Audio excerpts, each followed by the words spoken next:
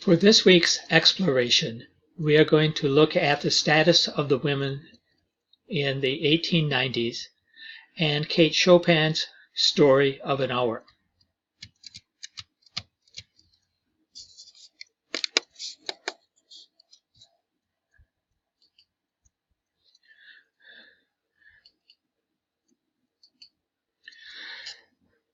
The first thing I would like us to learn out of this presentation is to understand the role of women in the 1890s, read Kate Chopin's Story of an Hour, and then finally explain how the role of women influenced the story. So when we look at Kate Chopin's world, it really is divided into the haves and those that have not. If you were a middle class or upper class woman, you would be relatively pampered, dressed nicely. If you were a working woman, your attire would be far simpler. What they are holding in their hands have to do with weaving. You would then get married, not necessarily to the man you love, but there would be expected some sort of affection. You would live in a nice house with nice furnishings. However, if you were on the poorer side, your living conditions would be far from elegant.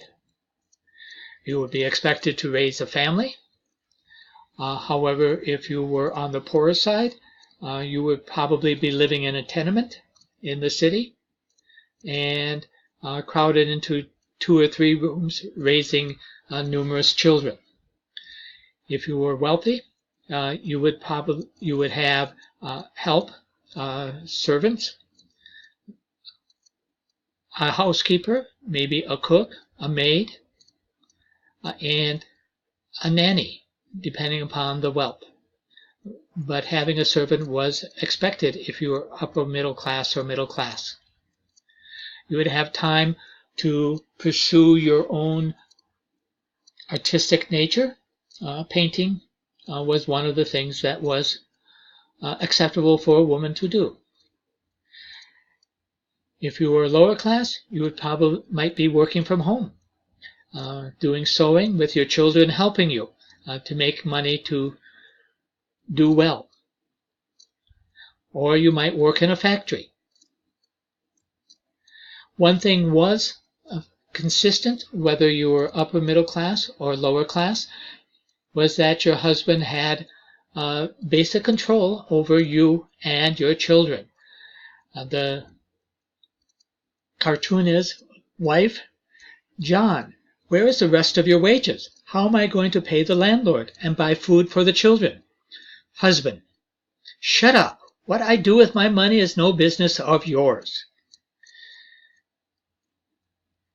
The husband ruled the household, and therefore the wife and the children and the servants, if there were any.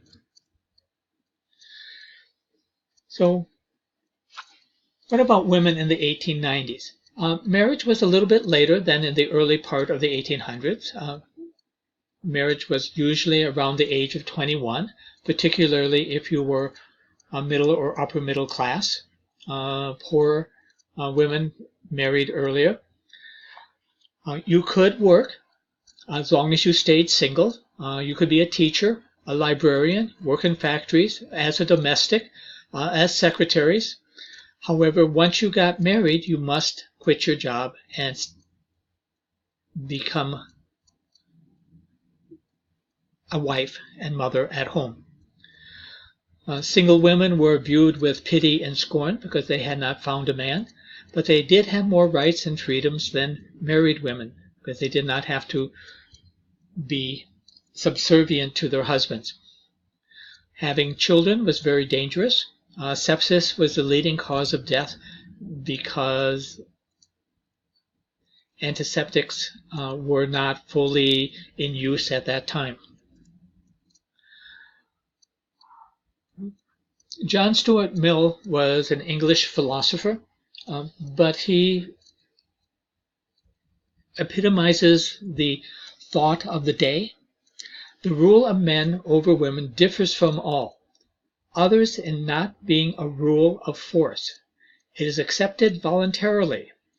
Women make no complaint on consenting parties to it. While he may have thought that is not totally true, as we will see. Many women did object, including Kate Chopin. The corset. Women have worn corsets since ancient times. Every well-bred woman in the 1890s was well tucked in. 1890s fashion was a small waist, 15 inches or less, causing constriction of the lungs, forcing internal organs up, and fainting, which helped perpetuate the myth of women being the weaker sex. They fainted because they could not breathe.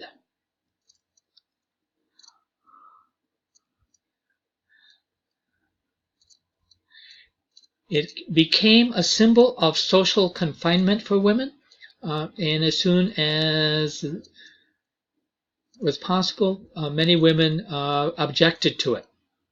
I find the cartoon rather interesting, but I look with pleasure and envy on female with a good solid waist and good healthy surroundings.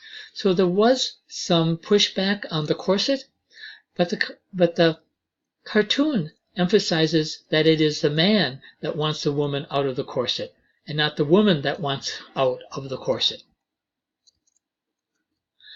The legal status of women in the 1890s. Women could own property separate from their husbands, which they could not in the early 1800s. Rights varied greatly by state, with western states being more progressive. Some states in the West allowed women to vote, which most of the states east of the Mississippi did not. In a divorce, the husband got the children. There was very little argument over that. The children belonged to the husband and not to the wife. There were basically three classes of women in the 1890s. You had the fallen women. These were women that worked as prostitutes or in the sex trade. Brothels and red light districts were common in almost every city of any size. They were not particularly regulated. It wasn't until the 1930s and 40s that brothels started to be closed. If you could find a job and needed an income, you could work as a working girl in the factories.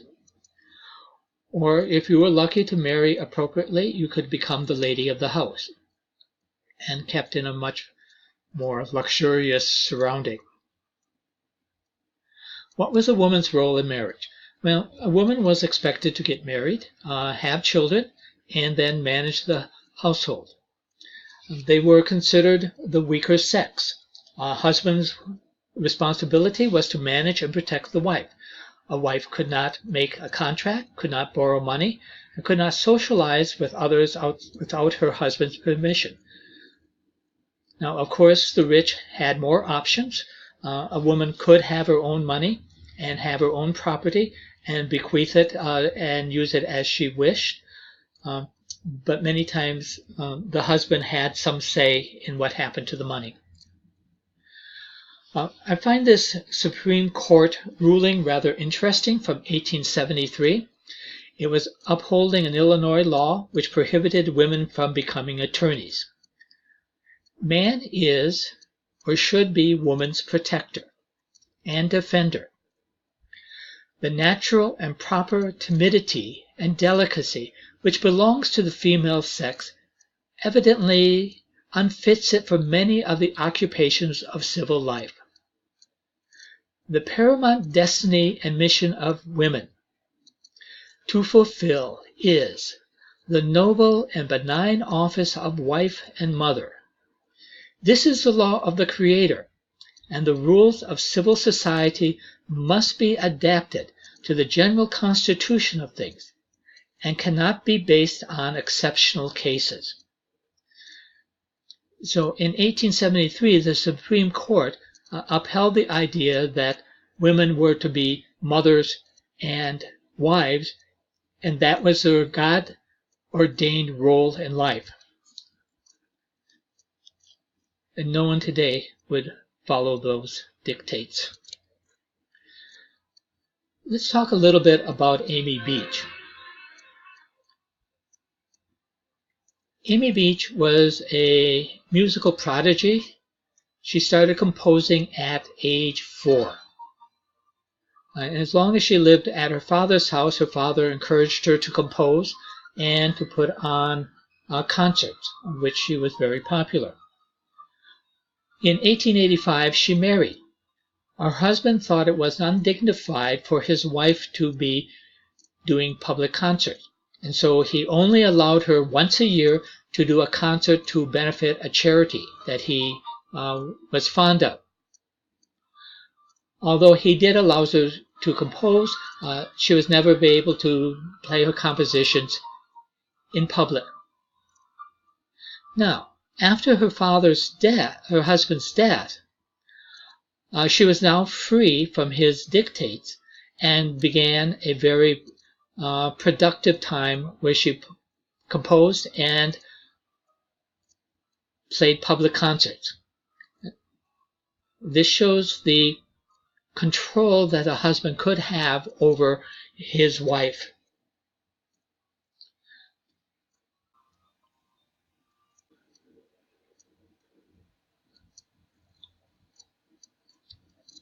In the case with Amy Beach, when her husband died, she was able to pursue her own career. At the beginning of the 1800s, most women could not own or manage money or property. If they were widowed, a son or other male relative had responsibility for maintaining the keep of the widow. By the end of the century, it was almost everywhere allowed for women to own property and manage money, so that a widow was given greater control over the assets that she inherited and more control over her own life. She no longer had to face the social pressure to marry because she had already been married and she was now a widow. Kate Chopin, 1851 to 1904, is part of the naturalism school of writing, where it is a person against society. And this is a quote that I think is appropriate and sums up sort of what she writes about. Perhaps it is better to wake up after all, even to suffer, rather than to remain a dupe to illusions all one's life. She was born in St. Louis, Missouri. She married a wealthy Frenchman from New Orleans, where she moved with her husband. She had six children. She lived for several years in Louisiana, where her husband owned a business. But she was widowed at the age of 32 with 6 children. She tried to support the family with her husband's business, but that was not something that women did, and so she was not successful. She moved back to St. Louis, where she died, but she supported herself by writing. She wrote for many of the popular women's magazines of the day. And so she wrote a novel and several short stories, of which we're going to read the one. What does she write about? She writes about women in unfulfilling lives and in domestic struggles. Her books were originally thought to be immoral because the women were not in happy marriages. Women are supposed to be, at the time, happily married and obedient to their husbands and happy in their obedience. So let's talk a little bit about a story of an hour. The whole story does take place within an hour's time frame, hence the title. And it's a very short story. It's probably only about 2 or 3 pages. The plot is the wife receives news of her husband's death. The setting only takes place in the entryway and her bedroom of the house. And so this is somewhat like she might look in the 1890s. And this is what an entryway would look like, because she talks to her sister and her husband's friend in the entryway. And this is the bedroom she retreats to when she gets news about her husband's death. It's narrated third person. The protagonist is Mrs. Mallard. The antagonist is marriage. The expositional characters are her sister and her husband's friends. The situation in which starts off the story, and is mentioned in the first sentence, is that Mrs. Mallard has heart trouble. It's not specifically stated what it is. And the crisis of the story is that the sister and the friend of the husband come to the house to tell her that her husband has died in a train accident. And they want to be gentle because of her heart trouble. The complication is that she must struggle with the feelings that she has over her husband's death. At the end of the story, the husband returns. He is not killed in the train wreck, and Mrs. Mallard dies from heart trouble. And again, with many stories, you need to pay particular attention to the beginnings and the endings. And this is particularly true in this story. There's some symbolism in it. The open window and locked doors indicating freedom and lack of freedom. Themes are loss of identity and freedom from societal constraints. So some things you may want to consider as you read the story. First of all, and as always with any of these stories, did you like it?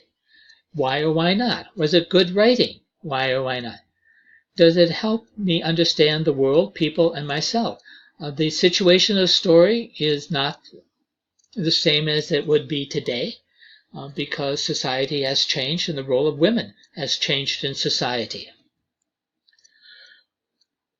Some things you may want to consider is what is the nature of Mrs. Mallard's heart trouble, and why would the author mention it in the first paragraph?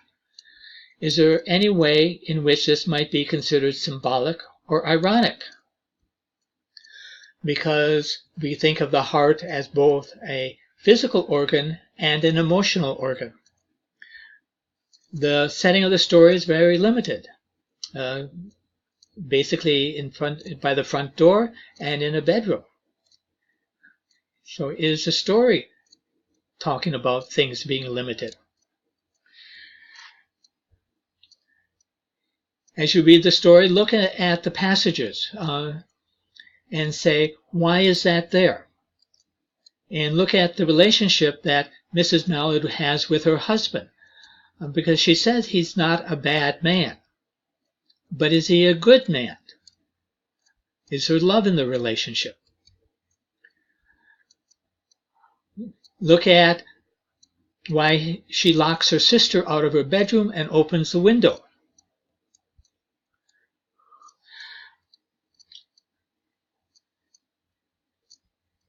In the story, she comes back from her bedroom and comes down the stairs looking like a goddess of victory. What is she victorious of? What is she happy about? And then again, pay very close attention to the last line, which is, when the doctor came, they said she died of heart disease, of joy that kills.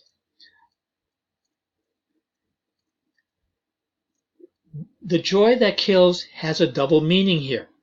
Think about the two ways that phrase may mean at the end of the story. Look at how it views marriage and how the language that she uses affects the story. So to summarize, the role of the women in the late 1800s was one of dependency and suppression to social requirements to marry, to demands of the husband, to limited freedom. The story of an hour illustrates the plight of married women of her period. And here are some resources that you can use as you do this. Thank you, and I hope you enjoy the story. It's one of my favorites.